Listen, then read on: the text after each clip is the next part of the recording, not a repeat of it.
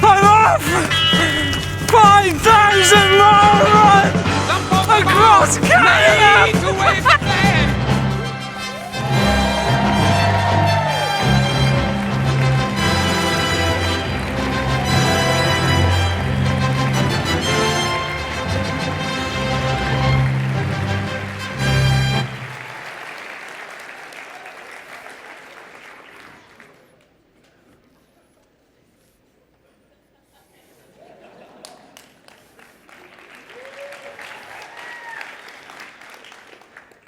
So what am I? Shout out, what am I? A superhero. It's a good answer, it's not the right one. Come on, what am I? Superman. Do I look like Superman to you? What did I hear over here? Adventure Man. It's a good answer, and I am Adventure Man. But it's still not the right one. Come on, you're supposed to be intelligent. You're the winners. What am I? An eagle. An eagle?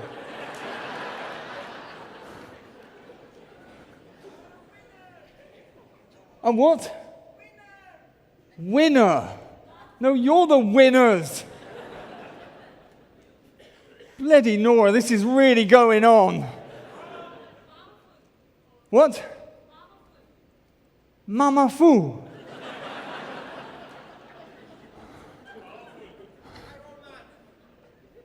Arrow Man. What's wrong with you lot? I'm going to have to give you the answer. This is the first time I've ever had to do it.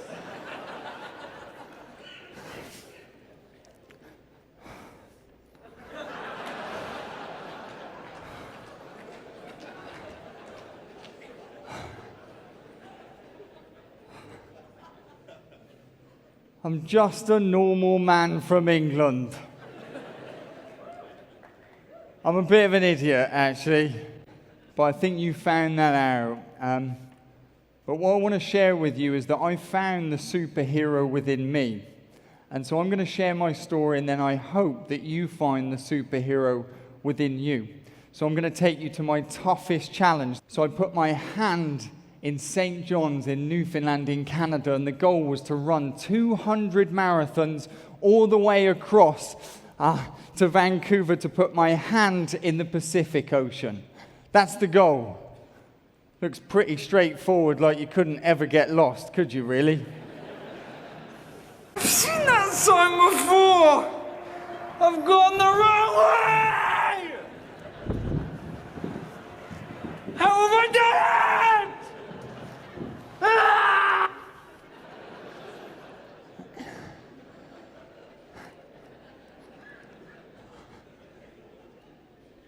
All done that before? So how I'd done it was with a backpack. So I ran with a backpack, but I weigh 60 kilograms and the backpack weighed 30, so it was half my body weight. So as I ran like a penguin, and it was too much weight, and my foot ended up going crack. Thought I'd broken my foot, so to your left is a black spot. So I'm sat with the doctor. Bear in mind, I've just told the entire world I'm going to run across Canada, and I think I've broken my foot. So I'm sat with the doctor. I'm like, Doc, this is the end, isn't it? And he looks at the bone scan, and he looks at me, and he goes, Jamie, this is brilliant news. He said, it's just ligament damage. And I thought, that is brilliant news, isn't it? Because I've only got 190 more marathons to go. So what do you do? We need to make a change. Be an adventurer for a moment. I've got to say, I've got no hope in you at the minute. But be an adventurer. Shout out. We need to make a change to the adventure. What's it going to be? Get a bike. That's the wussy option. Did you miss the part that I said I was going to run? We need to make a change. What else? New shoes. You're clearly not a runner. Lose the backpack. Okay, but if I lose the backpack, I'm all on my own. I've got no one. So what do? I just run like this in the middle of Canada with nothing. What's that? Get a companion. Ah. You're still not going to get it as well. This is ridiculous. A trailer. Have you lost your mind? I'm going to have to give you the answer. Absolutely useless. You ready for the answer? This bad boy's name, it's a pram or a stroller, and his name is called Caesar.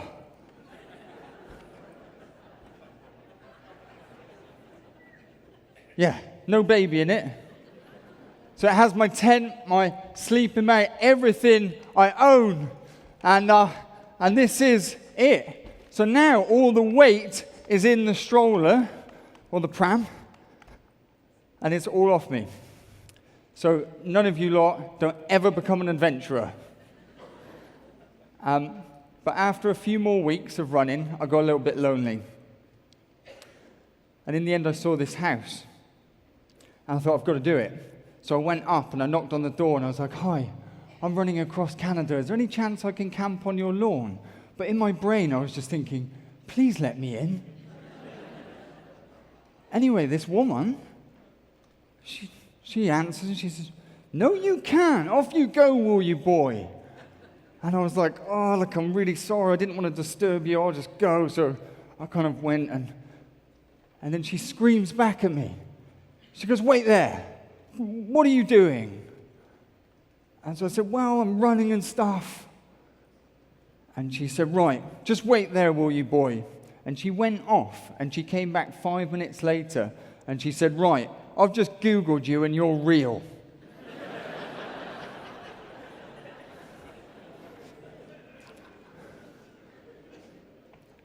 So she let me sit on my tent.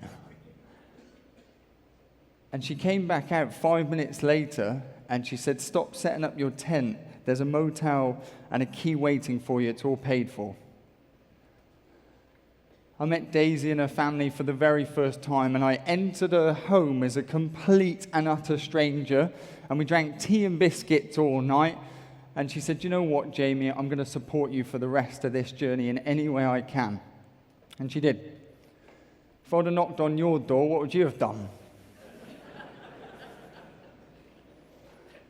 I don't even know if I want answers.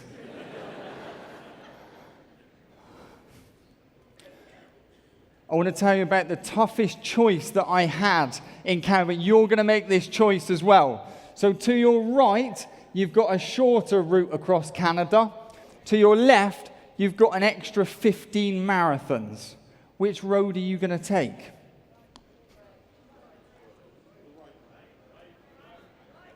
We get, okay, left. There always has to be one, doesn't there? Yeah, I think it's just human nature that we'll always take the easy road. It's just natural. The reason why I was stuck on these crossroads for so long is that I had my lazy brain wanting to do the shorter road, but I had my heart wanting to do the extra 15 marathons. And in the end, I went with my heart, and this is where I ended up. I landed into the children's hospital that I was fundraising for. When I arrived, all the doctors and nurses came out, kids dressed up as superheroes, and we'd done this huge, enormous run around the hospital.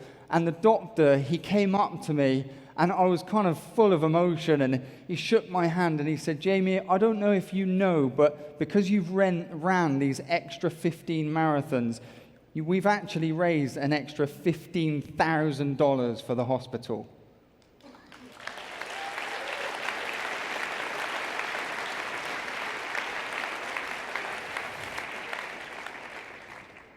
And he shook my hand and he said, going the extra mile really does make a difference. Of course, it just fueled it, that fuzzy feeling. But I just couldn't let it go. And I was like, cheers, doc, like, I really do appreciate that. But I said, you do need to know that was more than just an extra mile. When I was about 5 years old, I was lying in bed and I woke up in the middle of the night and I looked at my legs and I couldn't move them. Like, I just couldn't. And I started to cry. And my mum and dad was with me, and it was a really scary time. Eventually, the doctors found that I had this rare spinal condition called syringomyelia. So I had weird symptoms, immune deficiency, and I spent most of my life in hospital as a kid. And when I went to the doctors, the doctor kind of left me to it and said to me and my mum, well, it's really likely actually that your boy's going to end up in a wheelchair. When I left there, do you know what my mum said? She said, don't you dare listen to a word that doctor just told you. You're not going to end up in a wheelchair. When we went back, my mum put this piece of string in the back garden. She said, Jamie, do you want to play tennis? I remember feeling like, not really, Mum. But I went out there and I started cracking the ball, and I just got this love for movement. Like, I just couldn't stop. And I want to show you first how much I love to move, and you're going to participate. What we need to do first, just stay where you are. We'll get Saul and Dick, you're going to be up. You're going to be the judges in this. So if you get on the stage with me, we're going to create a complete divide here into two. So make sure there's a good gap, because otherwise you're going to end up like kissing each other, and we don't want that. So we're going to create a big divide. So your team, you're going to be called Team Super. Your team, you're going to be called Team Duper.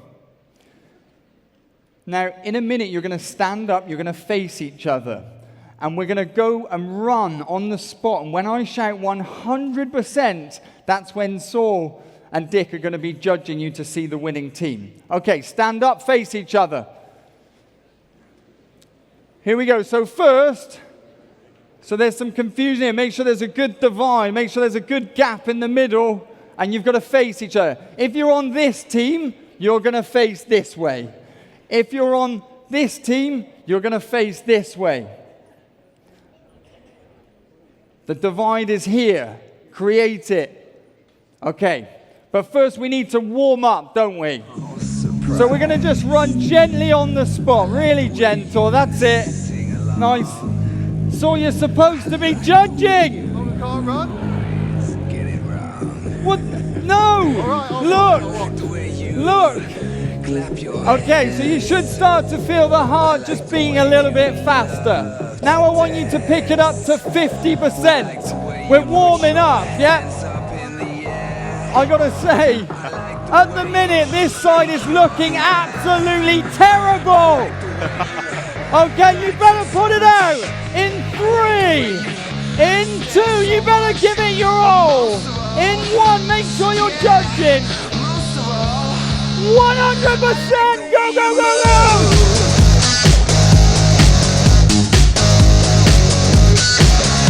Go, go, go, go!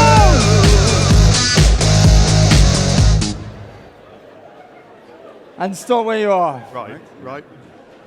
They've had a little discussion.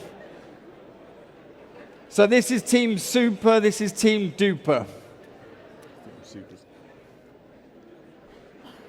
The Supers! The Supers did it! No.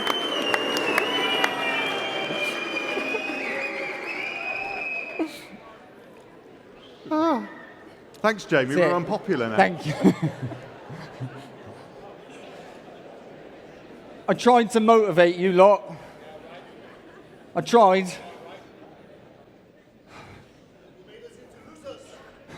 It's because you are losers today.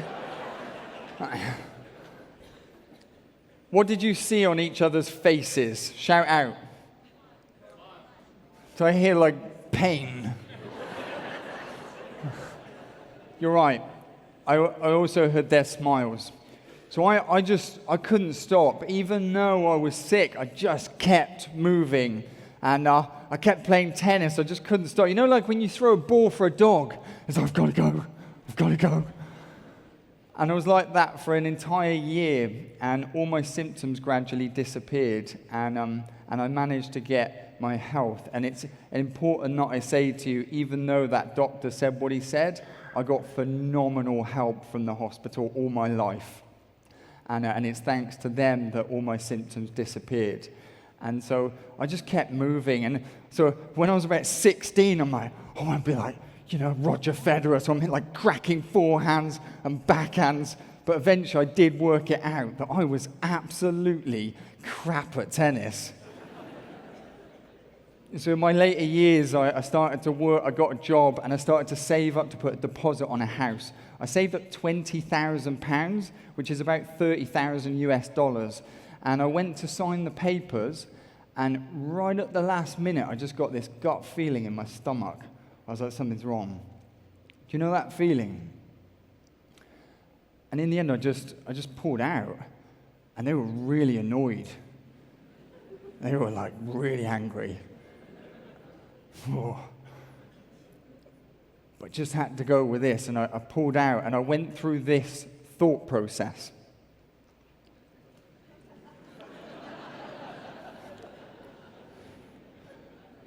Listen, I've done this with paint, so this is serious stuff.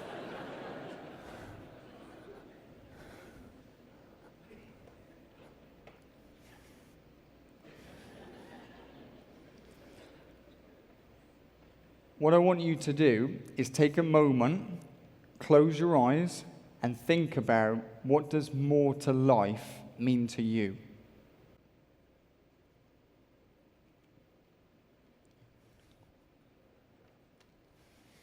Okay, great. I hope you have that in your mind.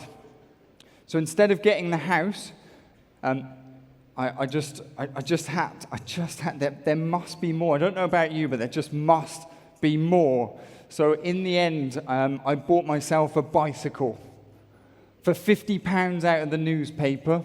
It's about $100. It's one of the worst bikes known to man. And then I got in touch with the hospital. And I said, do you know what? Maybe I'm in a position in my life that I can actually give back. So I said to them, I'm going to cycle 14,000 miles around the world to fundraise, and I'm going to finish at Gloucester in the hospital.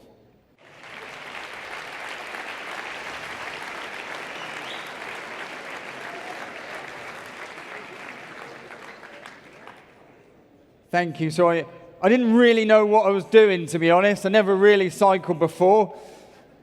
I didn't have a map, but I did have a compass, but I still went the wrong way for a few countries. Ended up going through China, Kazakhstan, Kyrgyzstan, and then I pedaled along the Afghanistan border. And this is what happened there. Speculation that the Tajikistan people killed an Afghan general yesterday, and there's just war going all around us. Jesus! Sounds like it could be 2 miles away at least.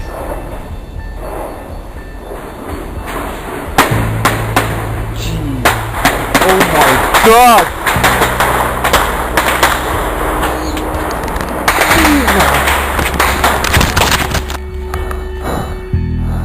Been shot at.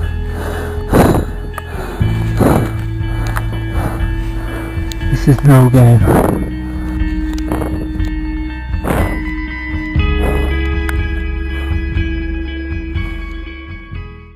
In the end, I was trapped with these tourists and on a veranda.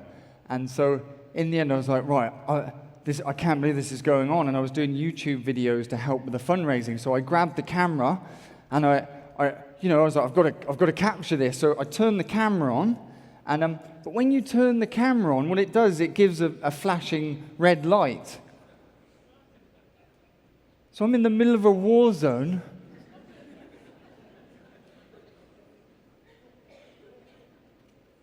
So I was shot at. Luckily, I wasn't hit. And eventually, we all clubbed together after 30 hours, and a woman came up and said, you have to get out.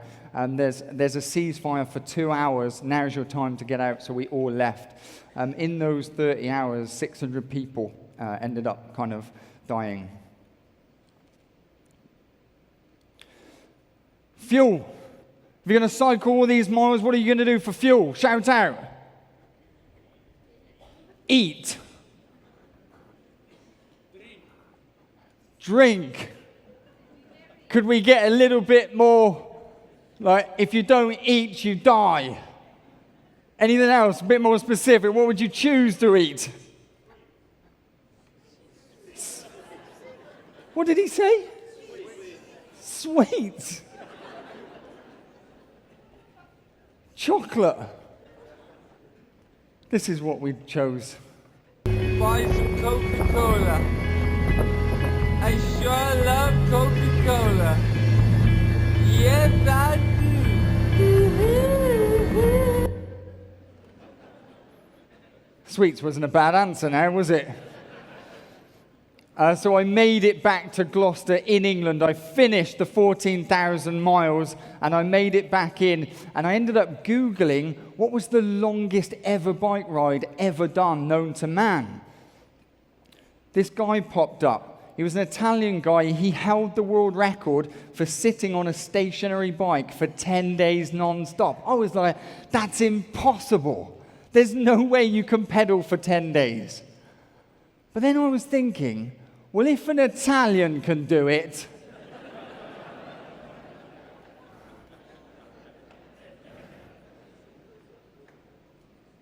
so I jumped on the static bike. You had to keep above 12 miles an hour, and if it dropped once, it was the end of the record. So you had to keep pedaling high-pressure stuff. And every hour you cycle, you get to accumulate a 5-minute break. So after 24 hours of cycling, you get an hour and a half sleep cycle. So the first night I led down, I was like, come on, sleep. Come on. I just couldn't do it. There's too much pressure. So I got back onto the bike, and then I just got pedaling. And then with the whole toilet thing, I didn't want to waste it on like losing minutes for sleep. So I learned how to pee and cycle at the same time. Have you ever tried that? It's bloody tough. So I managed to keep pedaling, and I made it to 8 days. Can anyone think of the worst possible pain after 8 days of pedaling? Shout out. Bum. So on day, it started to bleed, blister, and become infected. You ready to see this one?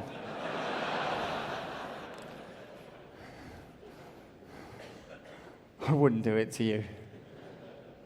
I'm pedaling away, but because it's becoming infected, it was going to end the record. You can get sick. So they got these nurses to come in, skin specialists in. So this nurse came in, and she pulls my pants down. I'm pedaling away, and I'm like, what's she doing? And she takes a photo of my bum.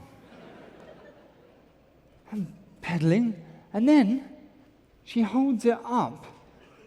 So I'm pedaling, and I look up to see the photo. I thought, why would you do that to me? And she said, I'm so sorry, James. She says, there's nothing we can do for your bum to heal. You've got to get off that bike. But it's about never giving up, isn't it?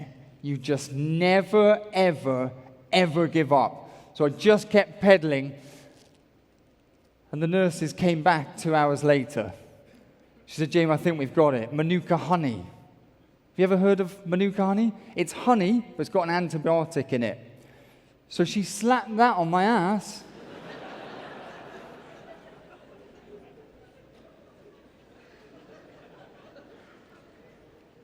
No, I didn't touch it. Because it actually healed the infection. And I managed to keep pedaling to go for 12 days non-stop pedaling to get a Guinness World Record.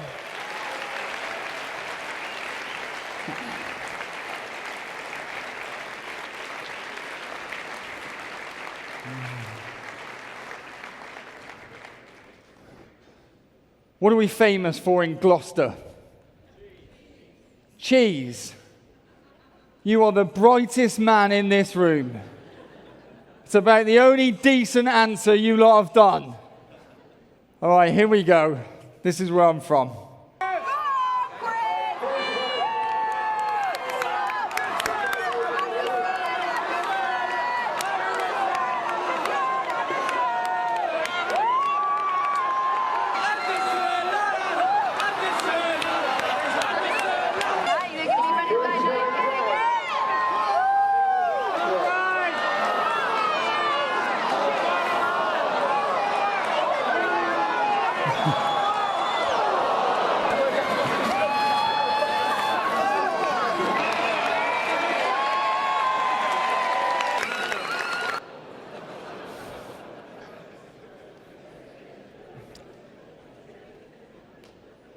So we've got quite a few Brits in the room, so they know what we're famous for in Gloucester.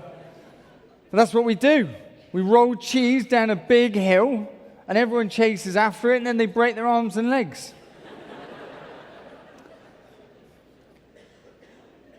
So I had all these crazy Gloucester people after those cycling challenges saying, Jamie, what are you doing next? I'm like, what are you talking about doing anything next?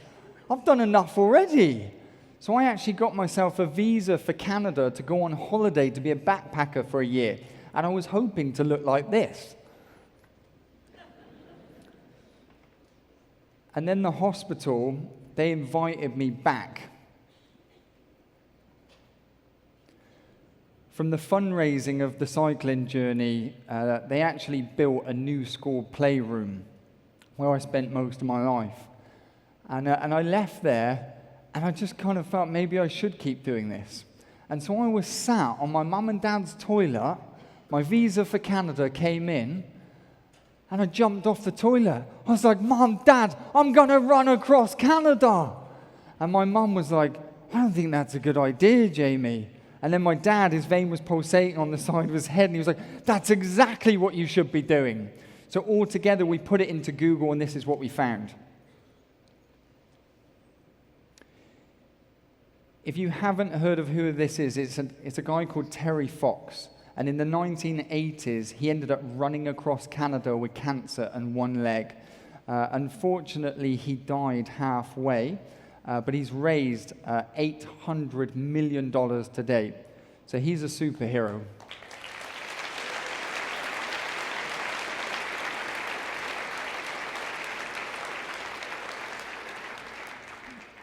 Okay, so back to Canada then.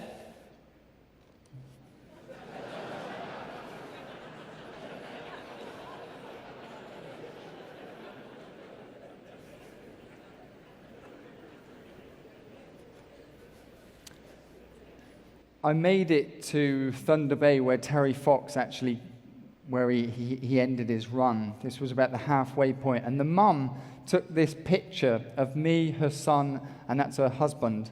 And she said, Jamie, I just want you to know our boy Samuel, he's struggling with a really big illness right now. And we just believe in everything that you're doing. And we really hope that you can finish the rest of this run. So we started to take off a little bit like Forrest Gump. I just feel like running. But if you look at this, it looks fun. Do you want to run across Canada now? Do you want to run? There's just nothing like, I've been out here for, I don't know, 4 days, and there's just tins of fish and butter.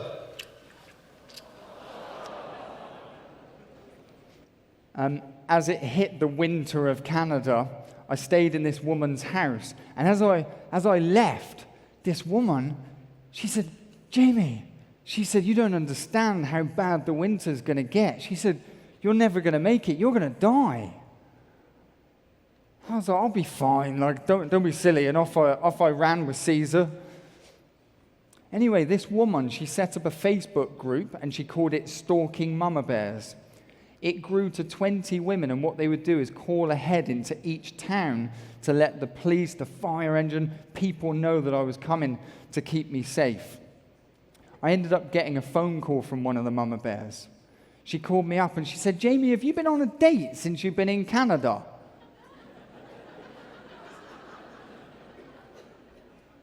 So I've been in the wilderness for about 8 months. You know I haven't. Anyway, I've completely forgot about the phone call. And a week later, this car shows up. And this woman, she gets out of the car and she hands me a bouquet of flowers. And I'm like, scratching my head. I'm like, what do you want me to do with these? And she said, well, Jamie, she said, I'm one of the mama bears. We spoke the other week. What I want you to do is take these flowers because a mile up the road, there's a camper van, a candlelit dinner, and a hot Canadian girl waiting for you.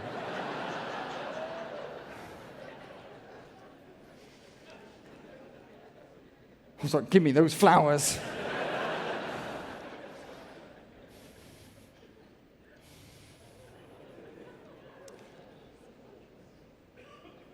And that's the end of that story. I'm actually here with the love of my life as well, and it's not her. She's at the back. Her name's Anna McNuff. She's amazing. So if you see her, do say hello to me and her. She's an amazing woman. After 140 marathons, I picked up chronic tendonitis. And honestly, forget about running. I could barely put my foot to the floor. And it was that much pain. And I didn't know what to do. So I sent a message to my dad. And this is what I sent to him.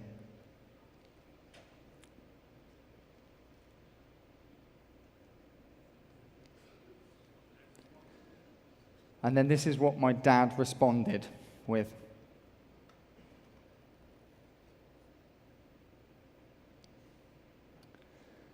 So I went to put my foot into the shoe, but I just couldn't fit it in because my foot was too swollen.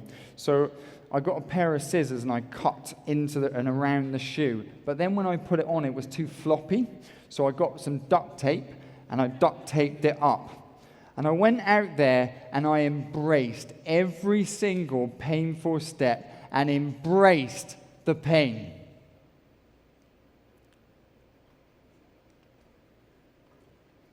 Does anyone know what minus 40 Celsius feels like? Yeah. You might work in Fahrenheit, so I think it's about minus 55 Fahrenheit. Okay, so just to make it, don't do this obviously, but you know your freezers at home? Your freezer, now double the temperature to make it even colder. Now what I want you to do, imagine, so stick your face in it, hold it there, keep holding, just hold it in there all day.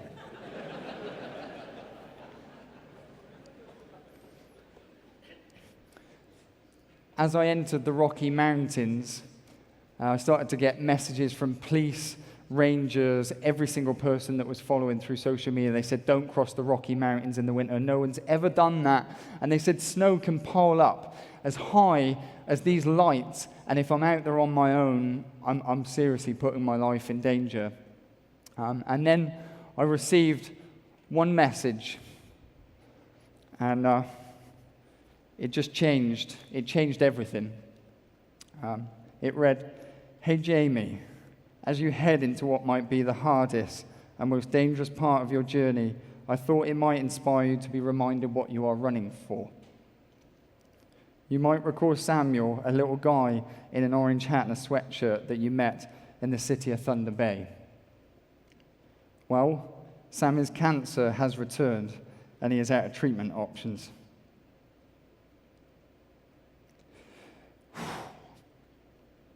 For now, we're enjoying every day, and he's living a full, joyful life as best he can. It's devastating for us, obviously.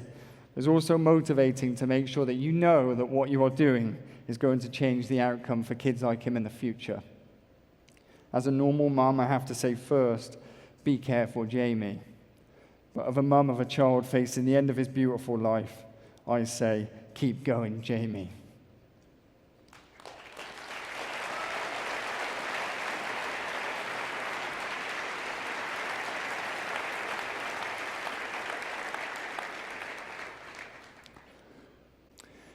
So I made it over the Rocky Mountains. I was a blubbering wreck, and I had snot flying down my nose, and it was just really embarrassing. And then I saw the beach. And I put my hand in the Pacific Ocean, and it was the moment I dreamt about every single day for an entire year of running.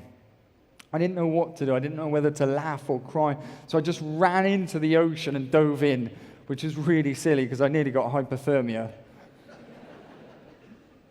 In the end, the journey raised for children's hospitals and sick kids over $500,000.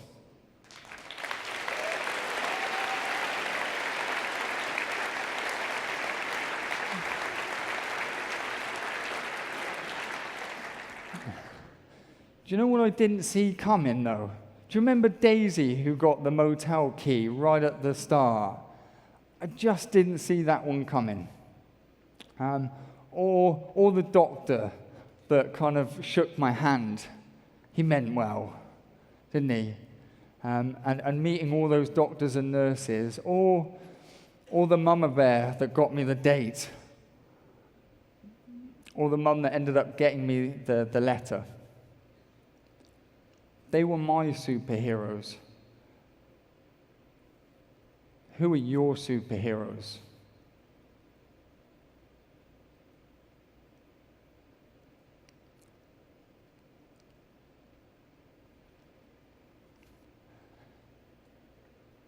And who are you a superhero to?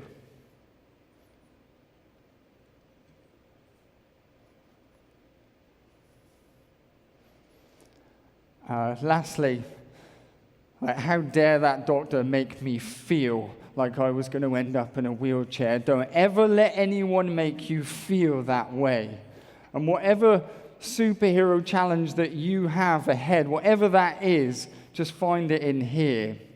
So find your very superhero within you. Thank you very much.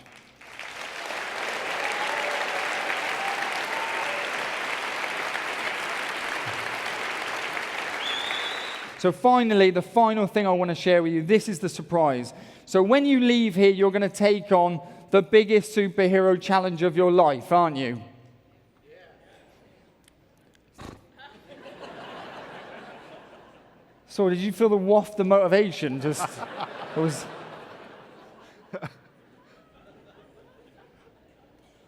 So when you leave here, you're going to take the biggest superhero challenge of your life, aren't you? Yeah. And when you achieve it, because you always do you think it's incredibly important that all of you scream, "Who's the daddy?" This is the final summit of the Rocky Mountains. So from here, it was all downhill into Vancouver. So this was like the end. Thank you very much. I think this is it. It's the summit. Who's the daddy? Who's the daddy? Who is the daddy? I'll tell you who the daddy is. I'm the daddy. I am the daddy.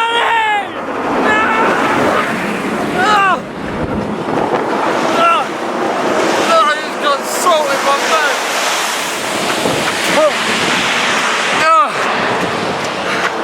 I'm the daddy. I'm the daddy.